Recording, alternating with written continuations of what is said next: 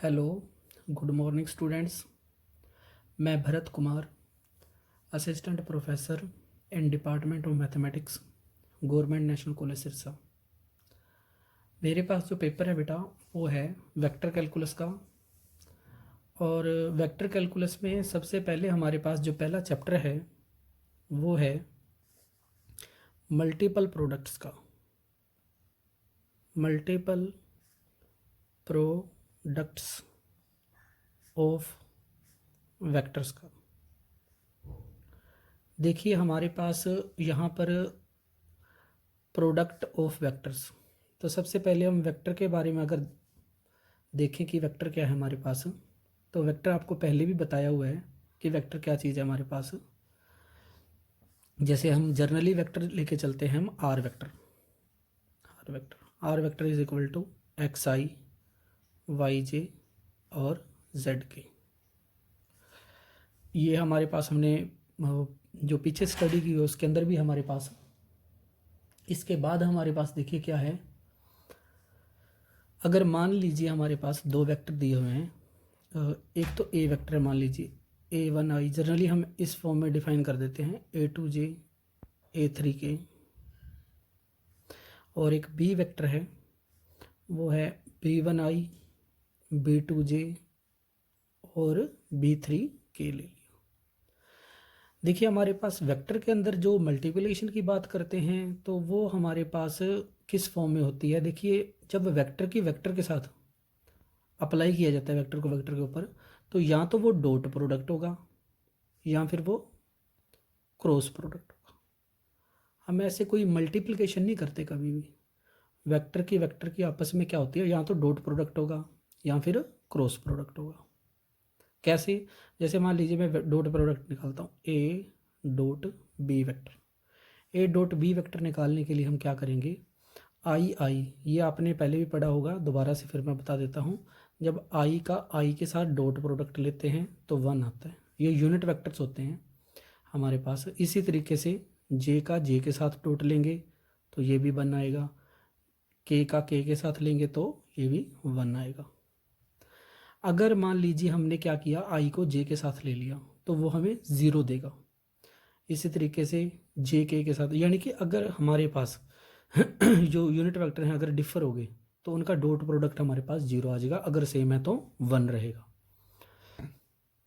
तो यहाँ पर वैसे ही रहेगा, आई का आई के साथ करेंगे तो ये हमारे पास क्या आ जाएगा, A1 B1, फिर हमारे पास A2 B2 A3 B3, ये हमारे पास डॉट प्रोडक्ट। अब नेक्स्ट में अगर आप चलते हैं तो इसमें क्या होता है, हमें ये देखना है कि अगर हम ए डॉट बी निकालते हैं तो ये हमारे पास किस टाइप की क्वांटिटी मिलती है हमारे पास। तो यहाँ पर देखिए हमारे पास ये किस टाइप की क्वांटिटी है, स्केलर क्वांटिटी है। ओके, अब नेक्स्ट हमारे पास आ जाता है ए क्रॉस बी, यानी कि डॉट निकाल लिया, अब हम निकालेंगे क्रॉस। तो क्रॉस निकालने का हमने पहले भी मेथड पढ़ा हुआ है, हम दोबारा से रिपीट कर रहे हैं। हम डिटर्मिनेंट मेथड से फाइंड आउट करते हैं, इजी रहता है। आई जे एंड के A1 B1, यानी कि हमारे पास क्या करेंगे, इसके कंपोनेंट लिखेंगे A2 और A3, B1 B2 और B3, यानी कि ए जो वेक्टर है उसके कंपोनेंट लिख लिए, बी के कंपोनेंट लिख लिए। तो हम इसको फाइंड आउट करेंगे तो ऑब्वियसली आई ऐसे लिखेंगे, आई ये छोड़ देंगे ये छोड़ देंगे, ये क्या हो जाएगा A2 B3 minus A3 B2। इस तरीके से नेक्स्ट भी फाइंड आउट कर लेंगे अपन। तो ये हमारे पास किस टाइप की क्वांटिटी मिलेगी, एक वेक्टर क्वांटिटी मिलेगी। आपने डिटर्मिनेंट सोल्व किया होगा तो इसको आगे फर्दर आप फाइंड आउट कर सकते हैं। ये हमारे पास वेक्टर क्वांटिटी आ गई। ये हमने पीछे वाला जो स्टडी किया था उसके बारे में हमने पढ़ा है। अब हम जो पढ़ने जा रहे हैं ये हमारे पास है मल्टीपल प्रोडक्ट ऑफ वेक्टर्स। यहाँ पर हमने पहले 2 वेक्टर्स के ऊपर स्टडी की थी, अब हम तीसरे 3 वेक्टर हो जाएंगे तो उसके ऊपर स्टडी करेंगे। हमारे पास सबसे पहले जो हमारे पास आ जाता है वो है 3 वेक्टर्स को जब आप मल्टीपल करते हैं तो हम 2 चीज़ें इसमें राइट करते हैं, एक तो स्केलर ट्रिपल प्रोडक्ट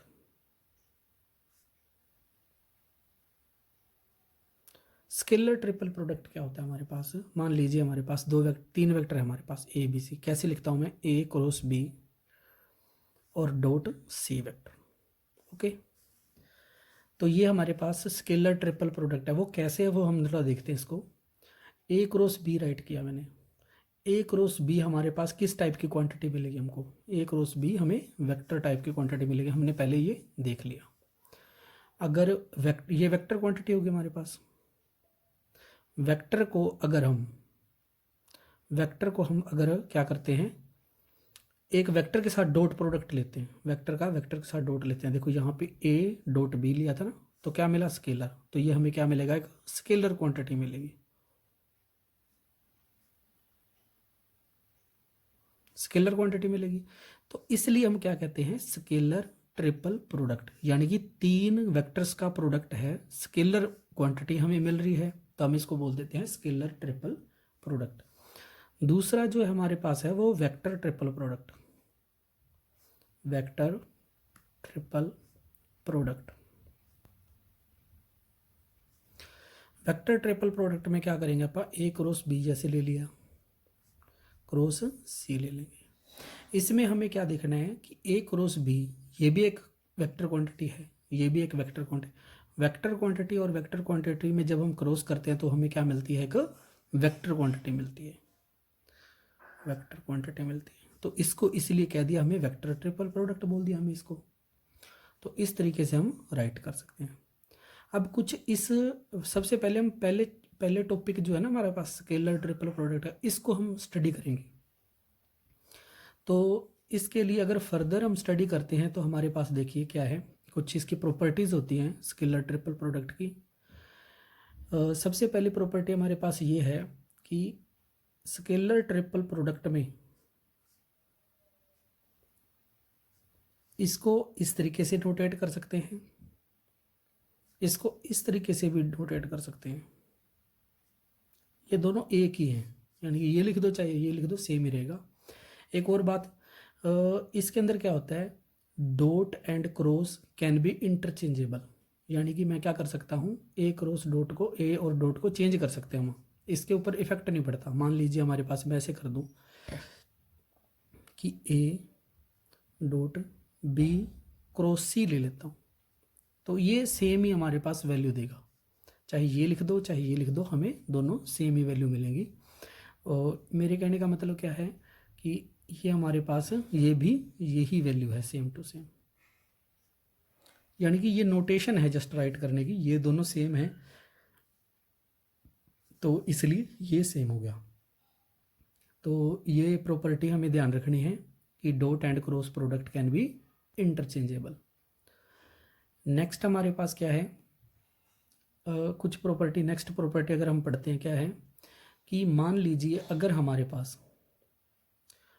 ये स्केलर ट्रिपल प्रोडक्ट में कोई भी दो वेक्टर अगर सेम हो जाते हैं, अगर कोई भी दो वेक्टर सेम हो जाते हैं, then scalar triple product become zero, यानी कि इसका स्केलर ट्रिपल प्रोडक्ट क्या हो जाएगा, हमारे पास ज़ीरो बन जाएगा। तो कैसे हमारे पास वो देखते हैं।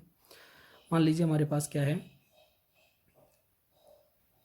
ए ले लिया और बी ले लिया, तो ये हमें जीरो प्रोवाइड करेगा।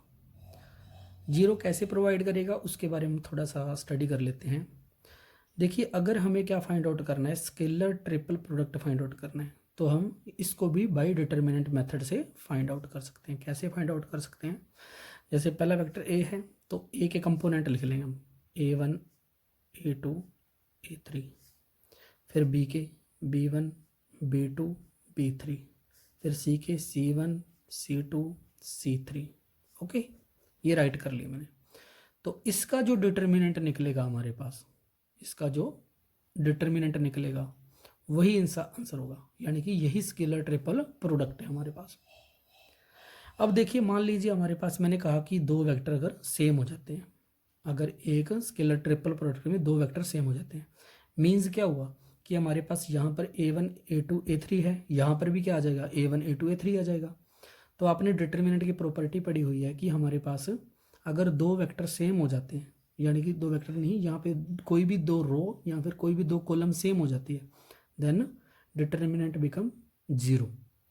तो अब हमारे पास इसकी वैल्यू हमारे पास क्या हो जाएगी, 0 हो जाएगी। तो ये हमारे पास क्या दे देगा, 0 दे देगा। इट मीन्स कोई भी दो वेक्टर आप सेम ले लीजिए, चाहे ए लेना है तो ए ले लीजिए, बी दो लेने हैं या सी दो ले रहे हैं, तो अपन वैल्यू उसकी 0 ही रहेगी। एक ये प्रॉपर्टी हो गई हमारे पास। तीसरी प्रॉपर्टी, एक और प्रॉपर्टी जो हमारे पास, वो क्या कहती है, मान लीजिए एक वेक्टर क्या है, scalar multiple of another vector. इसका क्या मतलब है, मान लीजिए हमारे पास कोई ए वेक्टर ले लिया, A vector is equal to some scalar कोई लैम्डा ले लिया और बी वेक्टर ले लिया। यहाँ पर क्या हुआ कि A vector can be written as lambda B, यानी कि इक्वल टू हो गया हमारे पास। तो इसमें क्या होगा, सेम ही प्रोसेस रहेगा। यहाँ पे देखिए मैं ए की जगह पे क्या रख सकता हूँ, लैम्डा बी, यहाँ पे लैम्डा आ जाएगा, यहाँ पे क्या आ जाएगा, लैम्डा। और डिटर्मिनेंट में आपको पता है लैम्डा कॉमन निकाल सकते हैं। तो जैसे हम यहाँ से लैम्डा कॉमन निकालेंगे हमारे पास, सॉरी यहाँ पे लिखेंगे ए की जगह पे, तो यहाँ से लैम्डा कॉमन निकल जाएगा, तो ये हमारे पास बी सेम रह जाएगा और ये हमारे पास दोबारा से 0 बन जाएगा। अब नेक्स्ट हमारे पास देखिए क्या है, एक प्रॉपर्टी होगी हमारे पास, अगर दो वेक्टर सेम हो जाएं तो 0 हो जाएगा। अगर एक हमारे पास वेक्टर दूसरे का स्केलर मल्टीपल है तो भी हमारे पास क्या हो जाएगा, वैल्यू 0 हो जाएगी। अब नेक्स्ट हमारे पास देखिए क्या है, इसके अंदर एक और प्रॉपर्टी हमें ध्यान रखनी चाहिए, क्या कि मान लीजिए अगर हम, मान लीजिए वेक्टर 3 है हमारे पास, ए बी और सी। ओके, ए बी की तरफ जाए, बी सी की तरफ जाए, सी ए की तरफ, इस साइकिल में अगर चल रहा है हमारे पास वेक्टर, तो हमारे पास वैल्यू सेम रहेगी। मेरे कहने का क्या मतलब है, मान लीजिए A vector, B vector, C vector is equal to B vector, C vector, A vector, और फिर नेक्स्ट हमारे पास क्या हो जाएगा, सी वेक्टर, ए वेक्टर और बी वेक्टर। इसमें देखिए हमारे पास साइकिल नहीं टूट रही इसमें से, A B C, B C A, C A B, यानी कि ए बी सी, बी सी ए और सी ए बी। तो ये हमारे पास साइकिल अगर चलती रहेगी तो सेम रहेगी वैल्यू। अगर मान लीजिए हमने क्या किया, दो वेक्टर्स को चेंज कर दिया, मान लीजिए यहाँ पे हमने क्या किया, ए की जगह पे बी लिख दिया, बी लिख दिया और यहाँ पे ए लिख दिया और ये सी लिख दिया, तो यहाँ पर हमारे पास बाहर माइनस आ जाएगा। तो इस बात का हम ध्यान रखेंगे। और देखिए हमारे पास क्या है, एक हम यहाँ पर फाइंड आउट करेंगे, अगर मान लीजिए कोई हमारे पास पैरेललोग्राम दी हुई है, क्या दी हुई है, पैरेललोग्राम। ओके, तो अगर हमारे पास उसकी एज पड़ी है, मान लीजिए कोई एज 3 हमारे पास उन्होंने दे रखी हैं, ए दे दिया, बी दे दिया, सी दे दिया। ओके, अगर हमें उसने उसकी एज प्रोवाइड कर दी, देन अगर हमें उसका क्या फाइंड आउट करना है, वॉल्यूम फाइंड आउट करना है, वॉल्यूम ऑफ पैरेललोग्राम अगर हमें फाइंड आउट करना है, हम क्या करेंगे, सिंपली उसका scalar triple product find out करेंगे। उसका जो स्केलर ट्रिपल प्रोडक्ट होगा वो हमारे पास क्या होगा, वॉल्यूम ऑफ पैरेललोग्राम होगा। ओके, सिंपल हमारे पास। तो नेक्स्ट हमारे पास क्या है, वॉल्यूम फाइंड आउट कर सकते हैं हम। एक हमारे पास है volume of tetrahedron, volume of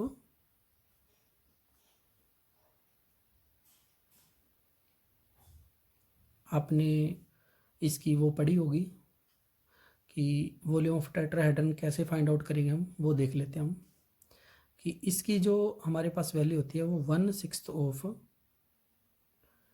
A vector, B vector and C vector. तो ये हमारे पास वॉल्यूम ऑफ टेट्राहेड्रन है। तो जब हमारे पास ज़रूरत पड़ेगी तो हम इसको फाइंड आउट कर लेंगे। नेक्स्ट